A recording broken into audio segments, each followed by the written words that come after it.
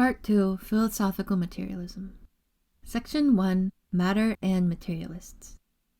After having defined, first, the ideas common to all materialists, second, the arguments of all materialists against idealist philosophies, and finally, having demonstrated the error of agnosticism, we are now going to draw the conclusions from this instruction and reinforce our materialist arguments by answering the following questions.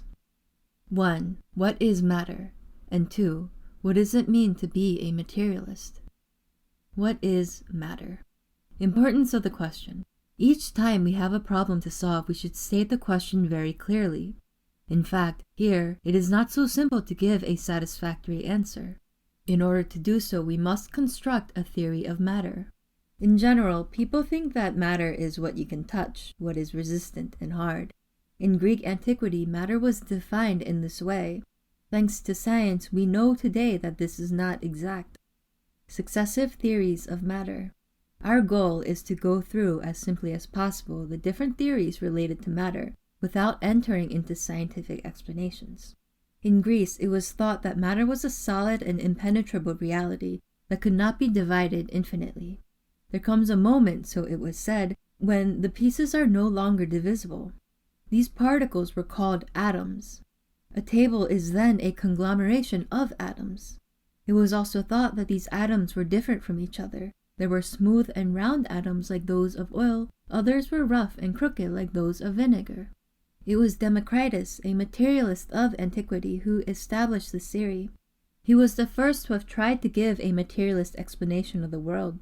He thought, for example, that the human body was composed of coarse atoms, that the soul was a conglomeration of finer atoms, and, as he recognized the existence of gods but still wanted, however, to explain everything as a materialist, he claimed that the gods themselves were composed of extra fine atoms.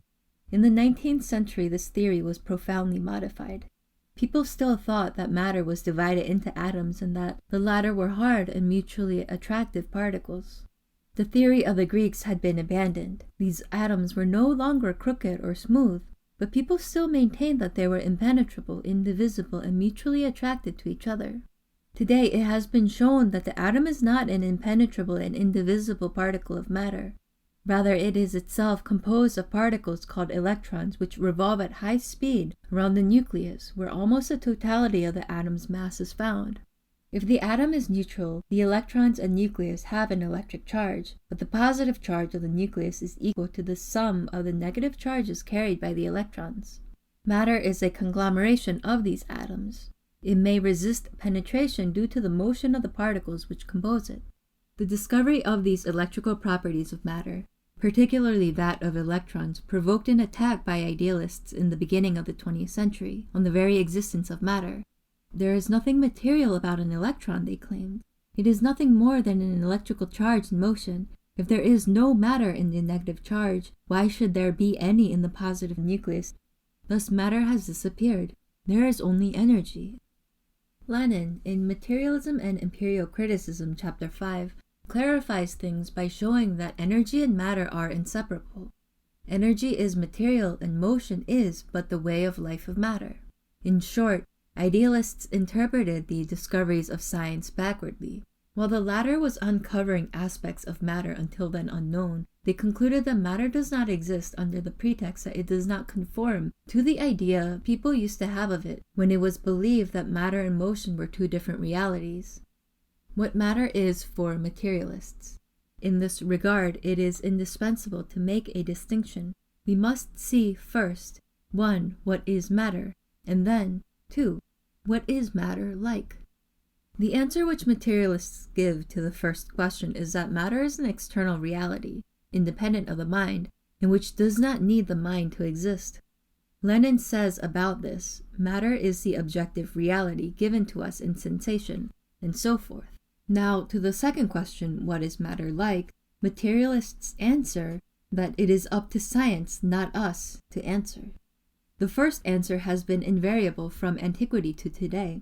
The second answer has varied and must vary because it depends on science and on the state of human knowledge. It is not a conclusive answer.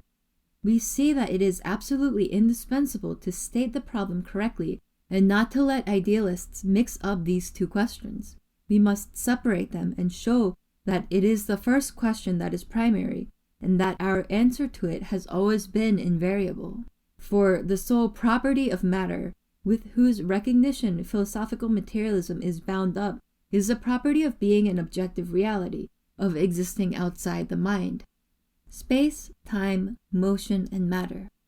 While we claim, because we find it to be so, the matter exists outside of us, we also must make it clear that 1.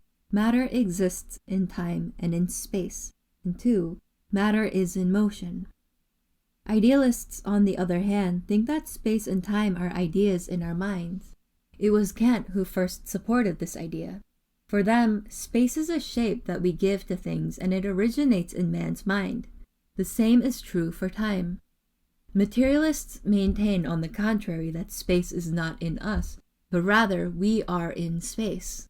They also contend that time is an indispensable condition for the unfolding of our lives, and that, consequently, time and space are inseparable from what exists outside of us, i.e. matter. For the basic forms of all beings are in space and time, and existence out of time is just as gross an absurdity as existence out of space. Hence, we think that there is a reality independent of our consciousness. We all believe that the world existed before us and will continue to exist after us. We believe that the world does not need us in order to exist. We are convinced that Paris existed before our birth, and unless it is razed to the ground, will continue to exist after our death. We are certain that Paris exists, even when we are not thinking about it. Likewise, there are tens of thousands of cities we have never visited, whose names we do not even know, but that exist nevertheless. Such is the general conviction of humanity. Science has enabled us to give a precision and solidity to this argument, thus reducing all the idealist trickeries to zero. Natural science positively asserts that the earth once existed in such a state that no man or any other creature existed or could have existed on it. Organic matter is a latter phenomenon, the fruit of a long evolution. Hence, while science provides us with the proof that matter exists in time and in space, it teaches us as well that matter is in motion. This last detail, which has been provided by modern science, is very important, for it destroys the old theory according to which matter was incapable of motion, i.e. inert. Motion is the mode of existence and matter. Never anywhere has there been matter without motion, nor can there be. We know that the world in its present state is the result, in all domains, of a long evolution, and consequently the result of a slow but continuous motion. We specify then, after having shown the existence of matter, that there is nothing in the world but matter in motion, and matter in motion cannot move otherwise than in space and time. Conclusion. The result of these findings is that the idea of God, the idea of a pure spirit that created the universe, makes no sense, for a God outside space and time is something that cannot exist. We must share the idealist mystique, and consequently we must allow no scientific control in order to believe in a God existing outside of time, i.e. existing at no moment, existing outside of space, i.e. existing nowhere. Materialists, strengthened by the conclusions of science, maintain that matter exists in space and at a certain moment in time. Consequently, the universe could not have been created, for in order to create the world, God would have needed a moment that was at no moment, since for God time does not exist, and it would have been necessary for the world to have sprung out of nothing. In order to acknowledge creation, we must first accept that there was a moment when the universe did not exist. Next, we must admit that something came from nothing, which science cannot accept. We see that idealist arguments, when confronted by science, cannot stand, whereas those of materialist philosophers are inseparable from science. Thus we underline once more the intimate relations that link materialism with science. Section 2. What does it mean to be a materialist? Union of theory and practice. The goal of the study that we are pursuing is to know what Marxism is, to see how the philosophy of materialism, by becoming dialectical, is identified with Marxism. We already know that one of the bases of this philosophy is a close connection between theory and practice. This is why, after having seen what matter is for materialists and what matter is like, it is essential to state, after these two theoretical questions, what it means to be a materialist, i.e., how the materialist acts. This is the practical side of the question. The basis of materialism is the acknowledgement of being as the source of thought. But is it enough to keep repeating that? In order to be a true supporter of consistent materialism, we must be so, 1 in the sphere of thought, and 2 in the sphere of action. What does it mean to be a supporter of materialism in the sphere of thought? Being a supporter of materialism in the sphere of thought means knowing how to apply the fundamental formula of materialism. That is, being produces thought. When we say being produces thought, we are expressing an abstract formula, because the words being and thought are abstract words. Being refers to being in general, thought to thought in general. Being, as well as thought in general, is a subjective reality. It does not exist. It is what is called an abstraction. To say being produces thought is thus an abstract formula because it is composed of abstractions. Hence, for example, we all know very well what horses are, but if we speak of the horse, we mean the horse in general. Well then, the horse in general is an abstraction. If we substitute for the horse man or being in general, these are also abstractions. But if the horse in general does not exist, what does? Horses in particular. The veterinarian who says, "I treat the horse in general but not the horse in particular," would be laughed at. So would the doctor who says the same thing about men. Being in general therefore does not exist, but what does exist is particular beings which have particular qualities. The same is true for thought. We can say then that being in general is something abstract, whereas being in particular is something concrete. The same for thought in general and thought in particular. A materialist is someone who can recognize in every situation, who can concretize where being is and where thought is. Example, the brain and our ideas. We have to know how to transform the abstract general formula into a concrete formula. Thus, a materialist will identify the brain as being and our ideas as thought. He will reason by saying, it is the brain, being, that produces our ideas, thought. This is a simple example, but let us take the more complex example of human society and see how a materialist will reason. The life of society is composed, basically, of an economic life and a political life. What are the relations between economic life and political life?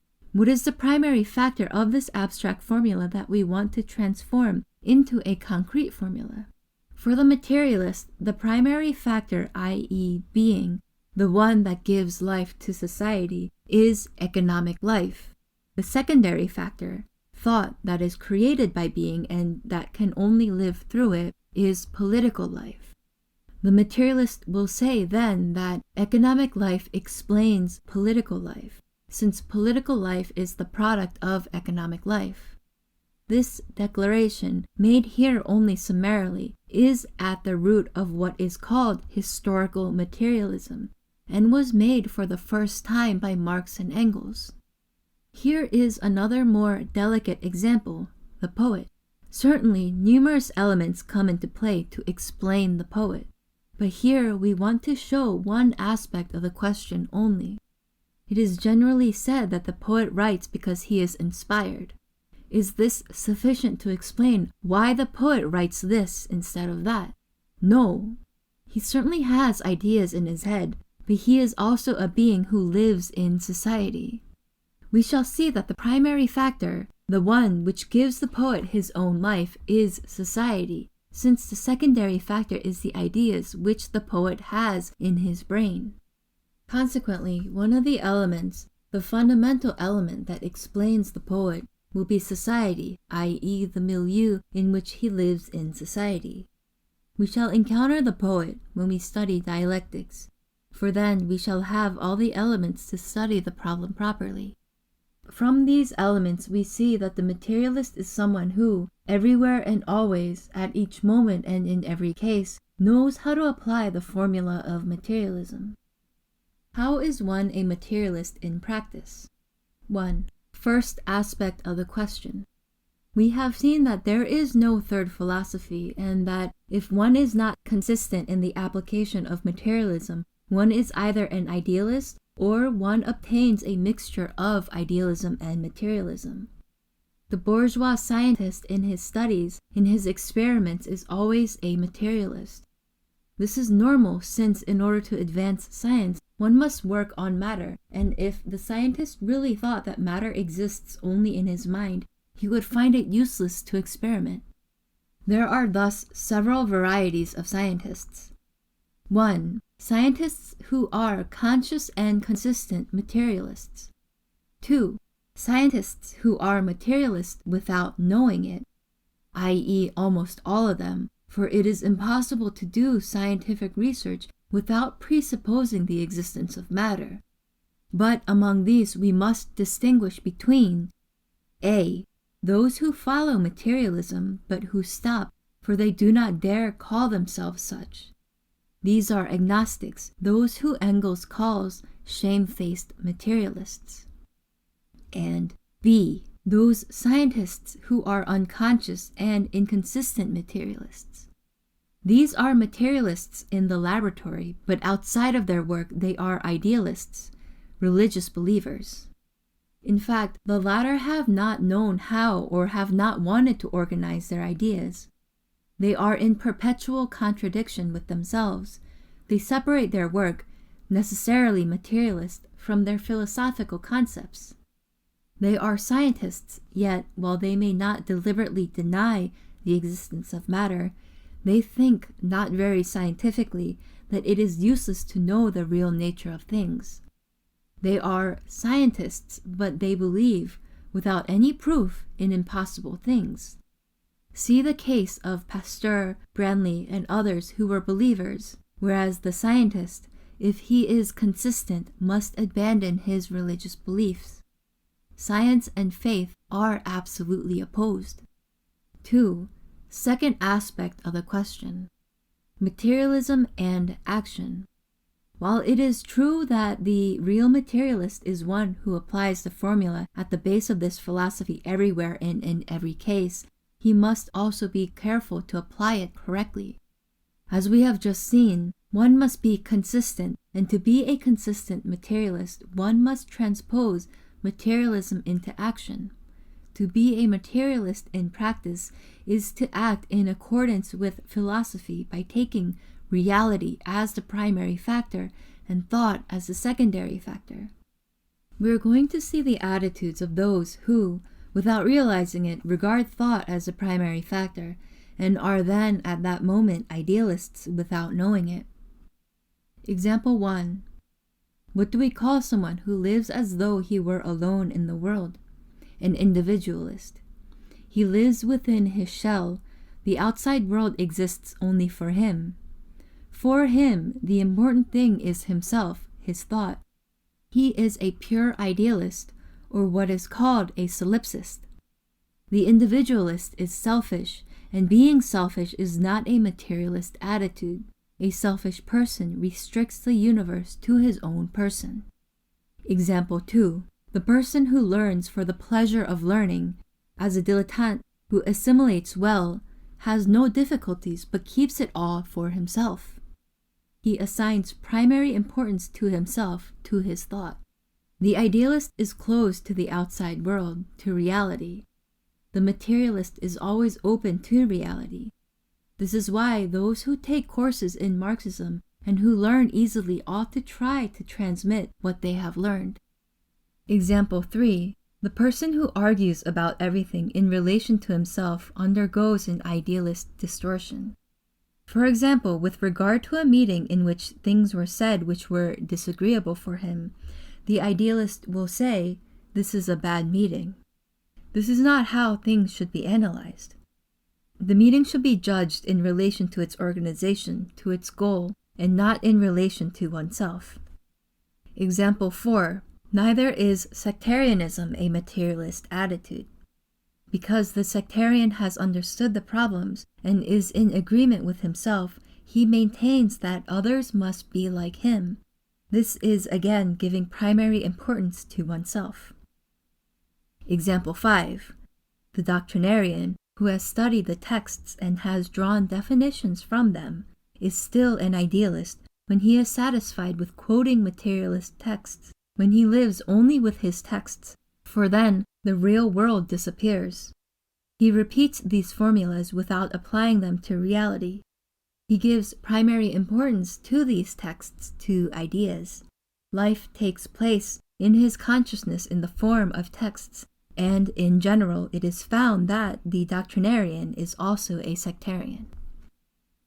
Believing that revolution is a question of education, saying that by explaining once and for all to workers the necessity of a revolution they must understand, and that if they do not understand it is not worth it to try to make a revolution, all of this is sectarianism and not a materialist attitude. We must observe the cases where people do not understand, find out why this is so, note the repression, the propaganda of bourgeois newspapers, radio, cinema, etc., and look for all the possible ways in which to make what we want understood, by leaflets, brochures, newspapers, schools, etc.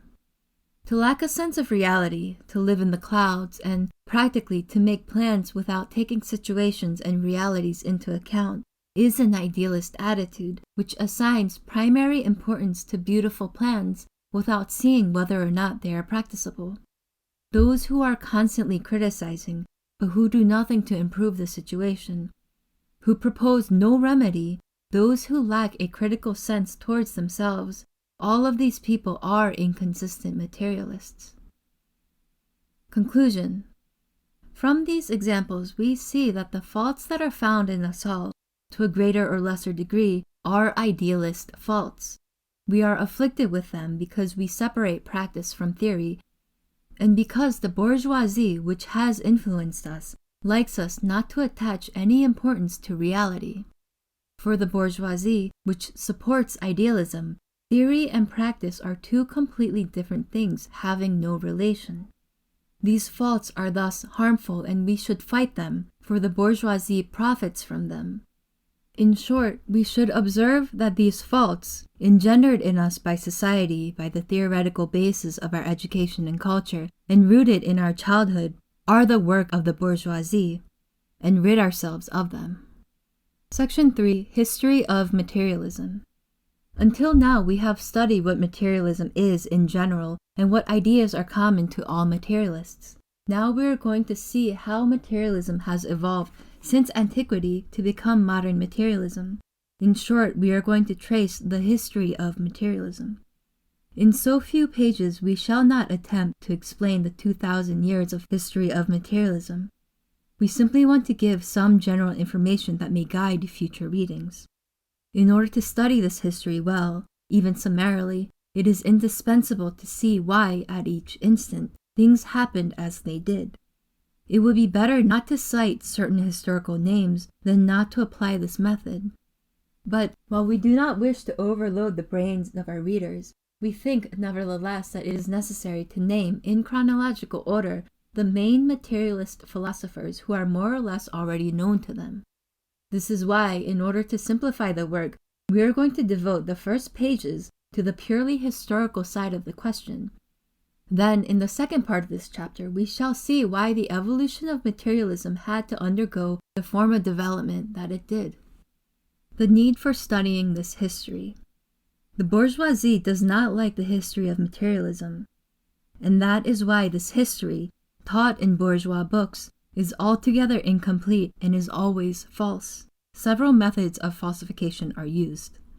1.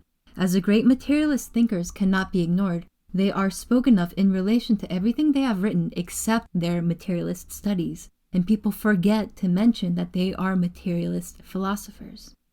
There are many such cases of forgetfulness in the history of philosophy, such as it is taught in the high schools and the university. But we shall cite as an example Diderot, who was the greatest materialist thinker before Marx and Engels. 2. In the course of history, there has been numerous thinkers who were either materialists without knowing it, or inconsistent materialists. That is, those who, in some of their writings, were materialists, while in others they were idealists. Descartes, for example. Yet history written by the bourgeoisie covers up everything which, in the case of these thinkers, not only influenced materialism but also gave birth to an entire current of this philosophy. 3. Then, if these two methods of falsification do not succeed in camouflaging certain authors, they are simply made to vanish. This is how the history of literature and philosophy in the 18th century is taught, while de Holbach and Helvetius, who were great thinkers of this period, are ignored. Why are things like this? Because the history of materialism is particularly instructive for knowing and understanding the problems of the world, and also because the development of materialism is fatal for those ideologies that uphold the privileges of the ruling classes. These are the reasons why the bourgeoisie presents materialism as a doctrine which has not changed, which has been fixed for 20 centuries, while on the contrary, materialism has been something alive and constantly moving. But just as idealism underwent a series of stages of development, so also did materialism. With each epoch-making discovery, even in the sphere of natural science, it has to change its form. Now we understand better the need for studying, even summarily, this history of materialism. In order to do so, we must differentiate between two periods. One, from the origin, Greek antiquity, up to Marx and Engels, and two, from the materialism of Marx and Engels up to present day. We shall study the second part along with dialectical materialism. We call the first period pre-Marxist materialism, and the second period Marxist materialism, or dialectical materialism. Pre-Marxist materialism. Greek antiquity. Let us recall that materialism is a doctrine that has always been linked to science, and which has evolved and progressed with it. When, in Greek antiquity in the 6th and 5th centuries before Christ, science begins to appear with the physicists, a materialist current is formed that attracts the best thinkers and philosophers of this period. For example, Thales, Anaximenes, and Heraclitus. These first philosophers will be, as Engels says, naturally dialecticians. They are struck by the fact that motion and changes are encountered everywhere and that things are not isolated but intimately linked together. Heraclitus, who is called the father of dialectics, said, "Nothing is immobile, everything flows. We do not bathe twice in the same river, for it is never, for 2 successive moments, the same. From one instance to another it has changed, it has become different." The concepts of these first philosophers were correct. However, they were abandoned because they had been formulated a priori, i.e., the state of science in that period could not prove what they maintained. Moreover, those social conditions necessary for the flowering of dialectics, we shall see further on what these are, had not yet been realized. It is only much later, in the 19th century, that the conditions, social and intellectual, allowing science to prove the correctness of dialectics will be realized. Other Greek thinkers had materialist concepts. Leucippus, 5th century BC, who was the instructor of Democritus, had already discussed the problem of atoms, the theory of which was established by the latter. Epicurus, 341 to 270 BC, disciple of Democritus, was a very great thinker whose philosophy was completely distorted by the Church in the Middle Ages. Out of hate for philosophical materialism, the latter presented the Epicurean doctrine as a deeply immoral doctrine, as vindication of the lowest passions. In reality, Epicurus was an ascetic whose philosophy aimed at giving a scientific and thus anti-religious foundation for human life. All these philosophers were aware that philosophy was tied to the fate of humanity, and we already find there on their part in opposition to the official theory, in opposition to idealism. But one great thinker dominates the Greece of antiquity, Aristotle, who was rather an idealist. His influence was considerable. This is why we must cite him especially. He drew up the inventory of human knowledge of this period and filled the gaps created by the new sciences. A universal mind, he wrote numerous books on every subject. Though the universality of his knowledge, from which only the idealist tendencies were retained, while the materialist and scientific aspects were neglected, he had a considerable influence on philosophical concepts until the end of the Middle Ages, i.e., for 20 centuries. During all this period, then, the tradition of antiquity was followed, and all thinking was done through Aristotle. A savage repression raged against all those who thought otherwise. Nevertheless, towards the end of the Middle Ages, a struggle broke out between the idealists who denied the existence of matter and those who thought that there was a material reality. In the 11th and 12th centuries, this dispute was pursued in France and especially in England. In the beginning, it is principally in the latter country that materialism develops. As Marx said, materialism is a true son of Great Britain. A bit later, it is in France that materialism will flower. In any case, in the 15th and 16th centuries, we see two currents appear. One, English materialism, and the other, French materialism, whose union will contribute to the prodigious blossoming of materialism in the 18th century. English materialism. The authentic father of English materialism and all modern experimental science is Bacon. The science of nature is, in his eyes, the true science, and physics, based on the experience of the senses, is its most noble and fundamental part. Bacon is famous as the founder of the experimental method in scientific study. The important thing for him was to study science in the great book of nature. This was particularly interesting at a period when science was studied in the books that Aristotle had left several centuries before. For example, here is how they went about studying physics. On a certain subject, the passages written by Aristotle were taken up. Next, the books by Thomas Aquinas, who was a great theologian, were taken up, and what the latter had written about the passage by Aristotle was read. The teacher would make no personal commentary, let alone discuss what he thought about it, but rather referred to a third work which repeated Aristotle and St. Thomas. This was the science of the Middle Ages, which was called scholasticism. It was a bookish science because only books were studied. It was against this scholasticism, this set and rigid instruction, that Bacon reacted by appealing for study in the great book of nature.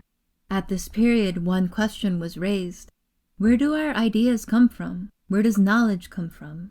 Each one of us has ideas. The idea of house, for example.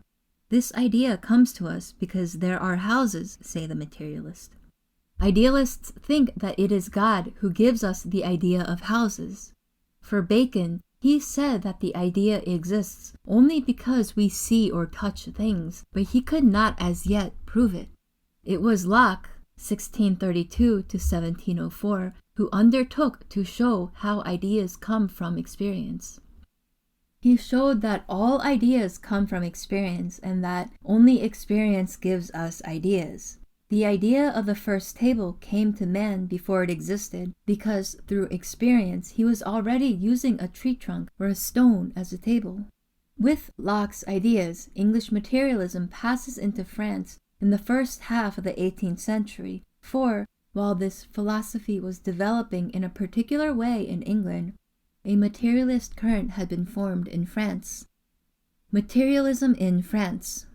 The birth of a clearly materialist current in France can be dated from Descartes, 1596 to 1650. Descartes had a great influence on this philosophy, but in general it is not mentioned. At this time, when feudal ideology was very much alive, even in the sciences, and when people studied in the scholastic way we have seen, Descartes engaged in a struggle against this situation. Feudal ideology is imbued with a religious mentality. It therefore considers that the church, representing God on earth, has a monopoly on truth. It follows from this that no man can claim to know the truth without subordinating his thought to the teachings of the Church. Descartes tears this concept apart. Of course, he does not attack the Church as such, but he strongly maintains that any man, believer or not, can attain the truth through the exercise of his reason, natural light. Descartes declares from the beginning of his Discourse on Method that intelligence is the best shared thing in the world. Consequently, everyone has the same rights with respect to science. And if, for example, he criticizes the medicine of his time, The Imaginary Invalid by Molière echoes Descartes' criticism. It is because he wants to establish a science that is a true science, based on the study of nature and rejecting the science that was taught before him, in which Aristotle and St. Thomas were the only arguments. Descartes lived in the beginning of the 17th century. In the following century, the French Revolution was to explode. That is why it can be said that he comes out of a world which is about to be born. This position makes Descartes a conciliator. He wants to create a materialist science, while at the same time he is an idealist, for he wants to save religion. When, during his time, it was asked, why are there live animals, the response came from the ready-made answers of theology, because there is a principle which makes them live. Descartes, on the contrary, maintained that the laws of animal life are the same as those of matter. Moreover, he believed and affirmed that animals are nothing other than machines of flesh and muscle, as other machines are made of iron and wood. He even thought that both had no sensations, and when, at the Abbey of Port Royal, during the weeks of study, men who claimed they shared his philosophy pricked some dogs, they would say how well made nature is. One would almost say they suffer. For Descartes, the materialist, animals were therefore machines. On the other hand, Descartes, the idealist, says that man is different and, defended by Descartes, gives birth, on the one hand, to a clearly materialist current, and, on the other hand, to an idealist current. Among those who continue the materialist Cartesian branch, we may recall La Mettrie, 1709 to 1751. Adopting the thesis of animal-machine, he extends it even to man. Why shouldn't the latter be a machine? He sees even the human soul as a mechanism in which ideas are mechanical movements. It is at this period that English materialism, with Locke's ideas, penetrates into France. From the juncture of these two currents, a more evolved materialism will be born. This will be the materialism of the 18th century. This materialism was defended by philosophers who were also fighters and admirable writers. Continually criticizing social institutions and religion, applying theory to practice and always in battle with the established authorities, they were sometimes imprisoned at the Bastille or Vincennes. It is they who united their works in the great Encyclopédie, in which they established the new orientation of materialism. They had, moreover, a large influence, since this philosophy was, as Engels says, the conviction of all cultivated youths. In all the history of philosophy in France, this was the only period in which a philosophy with a French character became truly popular. Diderot, who was born in Langres in 1713 and died in Paris in 1784, dominates the entire movement.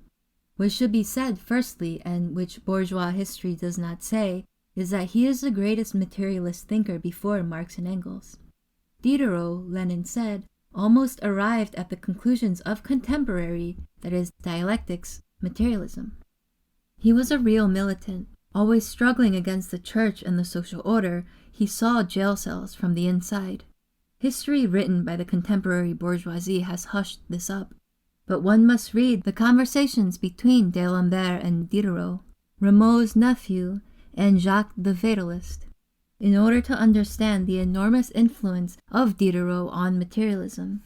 In the first half of the 19th century, due to historical events, we witness a retreat of materialism. The bourgeoisie of every country makes propaganda in favor of idealism and religion. For not only does it not wish to see progressive, that is, materialist ideas propagated, but it also must put both thinkers and the masses asleep in order to stay in power. It is then that we see Feuerbach in Germany proclaiming his materialist convictions in the midst of all the idealist philosophers and placed materialism on the throne again. Developing essentially a critique of religion, he reverts in a healthy and relevant way to the basis of materialism that had been forgotten and thus influenced the philosophers of his time. We come to that period in the 19th century where one notes an enormous progress in science due in particular to the following three great discoveries: the living cell, the transformation of energy, and the theory of evolution, which will enable Marx and Engels, who were influenced by Feuerbach, to evolve materialism to give us modern materialism, or dialectical materialism. We have just traced, quite briefly, the history of materialism before Marx and Engels. We know that the latter, though they may have agreed with the materialists who preceded them on a number of common points, also found that the work of their predecessors included numerous faults and gaps. In order to understand how they transformed pre-Marxist materialism, it is therefore absolutely necessary to find out what these faults and gaps were and why this was so. In other words, our study of the history of materialism would be incomplete if, after having listed the different thinkers who contributed to the progress of materialism, we did not try to find out how and in what direction this progress was made and why it underwent this or that type of evolution. We are particularly interested in the materialism of the 18th century, since it was the culmination of different currents of this philosophy. Hence, we are going to study what the errors of this materialism were and what gaps it left. However, since we should never look at only one side of things, but rather see them in their entirety, we shall also point out its merits. Materialism, at first dialectical, was not able to continue on this basis. Dialectical reasoning, because of a deficiency in scientific knowledge, had to be abandoned. It was first necessary to create and develop the sciences. It was necessary first to examine things before it was possible to examine processes. Hence, it is the very intimate union of materialism and science which will enable this philosophy to become, again, on more solid and scientific bases, the dialectical materialism of Marx and Engels. We shall find, then, the birth certificate of materialism next to that of science. But while we can always find where materialism comes from, we should always establish as well where idealism comes from. Where does idealism come from? If, in the course of history, idealism has been able to exist alongside religion, tolerated and approved by it, this is in reality because it was born and derives from religion. Lenin wrote a formula about this which we should study. Idealism is nothing other than a polished and refined form of religion. What does this mean? Just this. Idealism is able to present its concepts much more supplely than religion. To claim that the universe was created by a spirit floating above the darkness, that God is immaterial, then abruptly to declare, as does religion, that he speaks by the word and that he has a son, Jesus. These are a series of brutally presented ideas. By affirming that the world exists only in our thoughts, in our minds, idealism presents itself in a more covert fashion. In fact, we know that it is all the same in meaning, but the form is less brutal and more elegant. This is why idealism is a refined form of religion. It is also refined because idealist philosophers know how to predict questions and lay traps in discussions, as Philinus did to poor Hylas in Berkeley's dialogues. But saying that idealism stems from religion is only putting off the problem. We should ask ourselves immediately, where does religion come from? Engels has given us a very clear answer on this subject. Religion arose from primitive conceptions of man. For the first men, this ignorance is double, ignorance of nature and ignorance of themselves. We must keep this double ignorance in mind when we study the history of primitive men. In Greek antiquity, which we regard, however, as an already advanced civilization, this ignorance seems infantile to us. For example, when we see that Aristotle thought the Earth was immobile and that it was the center of the universe around it which planets revolved. The latter, which he thought numbered 46, were attached like nails on a ceiling, and the whole thing turned around the Earth. The Greeks also thought that there were 4 elements: water, earth, air, and fire, and that it was not possible to decompose them. We know that all that is false because now we decompose water, earth, and air, and we do not consider fire as a body of the same order.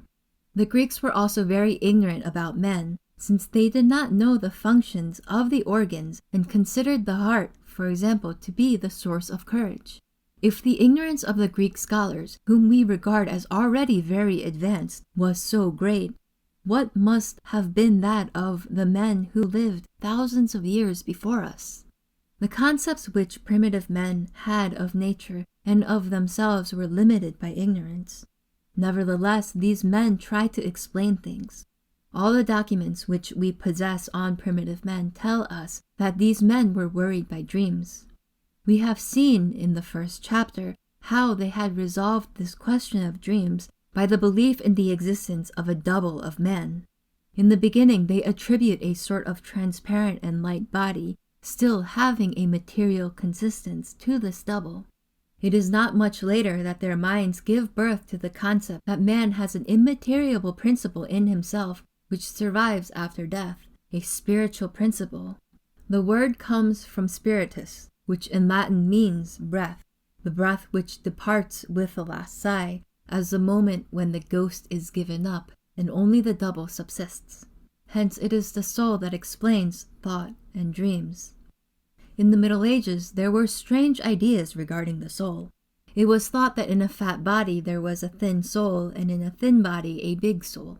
This is why, during this period, ascetics underwent long and numerous fasts in order to have a big soul, in order to make a lot of room for the soul.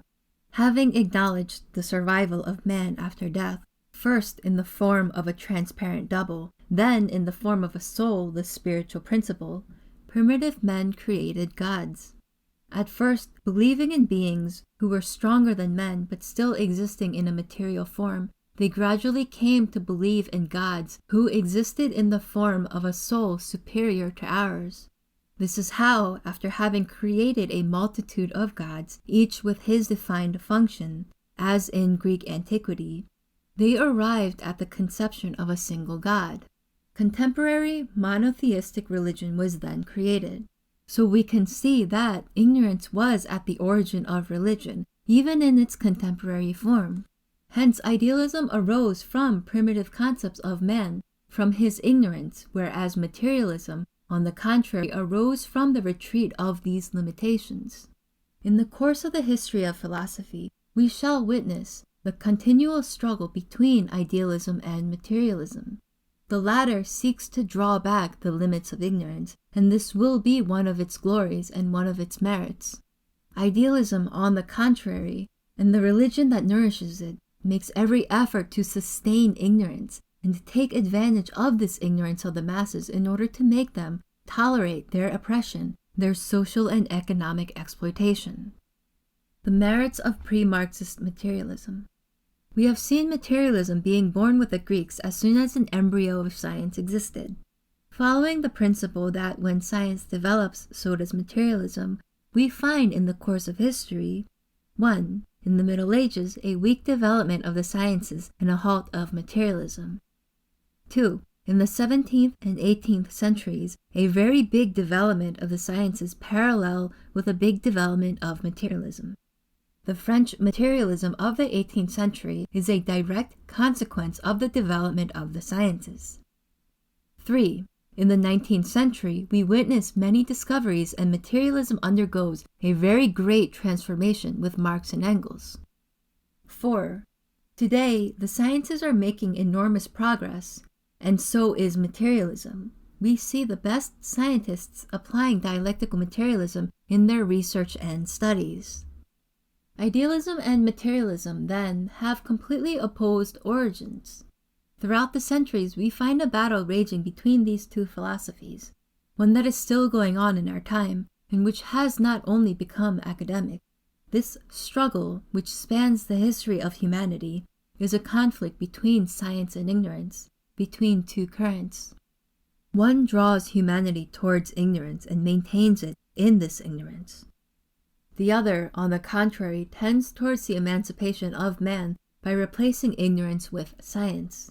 This conflict has sometimes taken serious forms, as at the time of the Inquisition, when we can cite the example of Galileo, among others.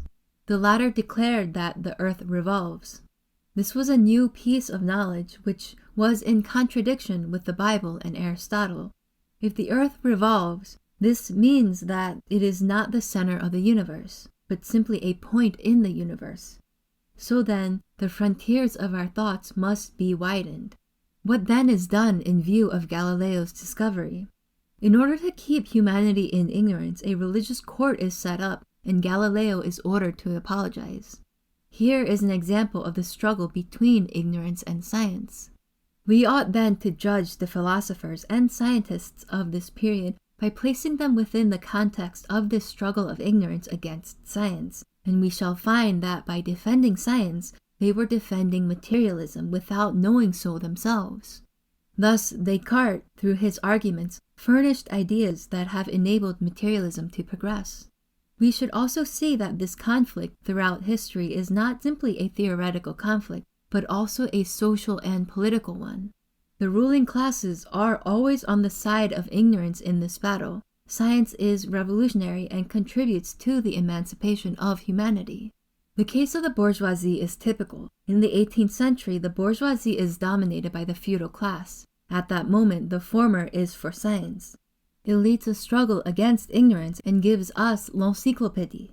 In the 20th century, the bourgeoisie is a ruling class, and in the struggle between ignorance and science, it is for ignorance in a much more savage way than ever before, e.g., Hitlerism. We see then that pre-Marxist materialism played a considerable role and had a very great historical importance. Throughout the conflict between ignorance and science, he was able to develop a general concept of the world, which was able to stand in opposition to religion, and thus to ignorance. Also, thanks to the evolution of materialism, to the progress of its research, the conditions necessary for the birth of dialectical materialism were realized. The faults of pre-Marxist materialism. In order to understand the evolution of materialism and to see clearly its faults and its gaps, we must never forget that science and materialism are linked together. In the beginning, materialism was ahead of science, and this is why this philosophy was not able to assert its authority right away. It was necessary to create and develop science in order to prove that dialectical materialism was right, but that took more than 20 centuries. During this long period, materialism came under the influence of science, particularly that of the spirit of the sciences, as well as that of the most developed specific sciences. This is why the materialism of the last century, i.e. the 18th century, was predominantly mechanical, because at that time, of all natural sciences, mechanics, and indeed only the mechanics of solid bodies, celestial and terrestrial, in short the mechanics of gravity, had come to any definitive close. Chemistry at that time existed only in its infantile phlogistic form. Biology still lay in swaddling clothes.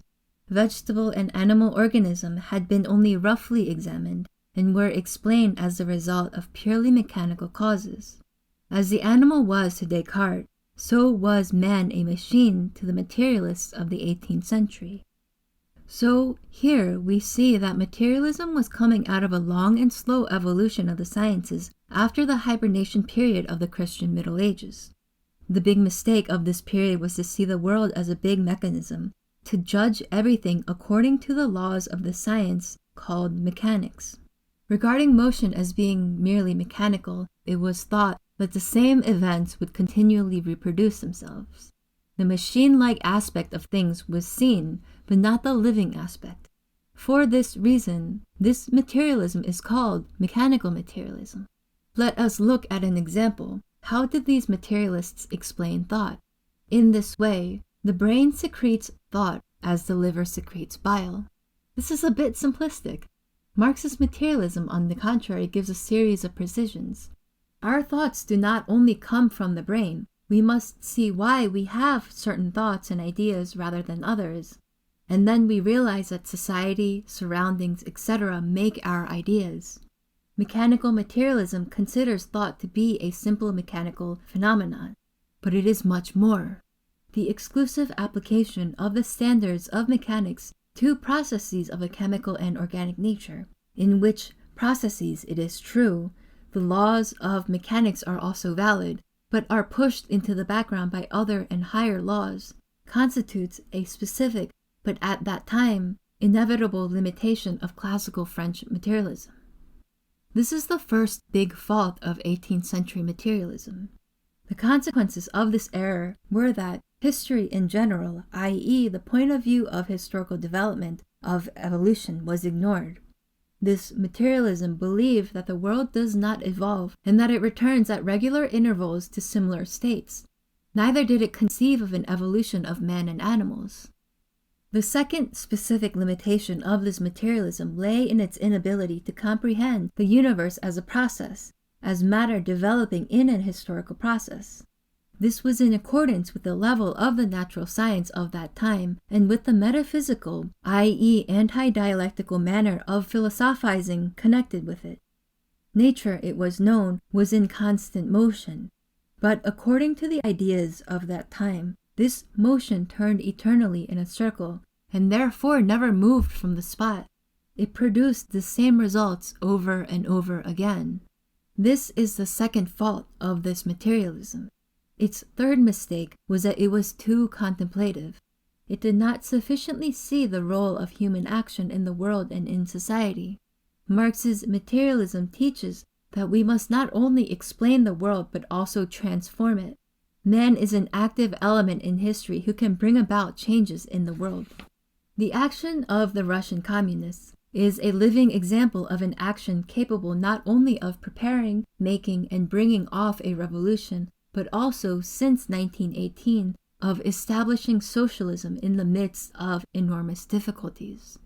Pre-Marxist materialism was not conscious of this concept of human action. At that time, it was thought that man was a product of his milieu, whereas Marx teaches us that the milieu is a product of man, and that man is therefore a product of his own activity in certain pre-established conditions. While man may be influenced by his milieu, he can also transform it and society. Consequently, he can transform himself. Hence, 18th century materialism was too contemplative, because it ignored the historical development of all things. It was inevitable at that time, since scientific knowledge was not advanced enough to conceive of the world and things otherwise than through the old method of thinking, metaphysics. End of part 2.